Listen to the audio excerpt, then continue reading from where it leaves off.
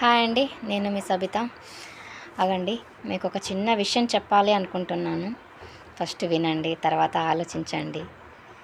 ఏంటంటే ప్రాబ్లమ్స్ ప్రతి ఒక్కరికి ఉంటాయండి. కొంతమందికి డబ్బు సమస్య కావచ్చు, కొంతమందికి ఉద్యోగ సమస్య కావచ్చు, కొంతమందికి కుటుంబ బాధ్యతలు ఎక్కువ.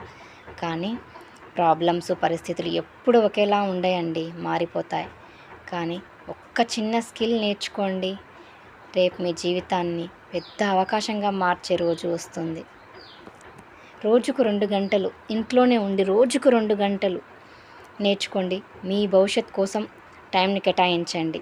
ఎవరి కోసం ఎదురు చూడొద్దండి. మీ మీద మీరు నమ్మకం పెంచుకోండి. ఎందుకంటే మీ జీవితాన్ని మార్చుకునే శక్తి మీలో ఉంది కాబట్టి. ఈరోజు ఒక్క అడుగు ముందుకు వేయండి.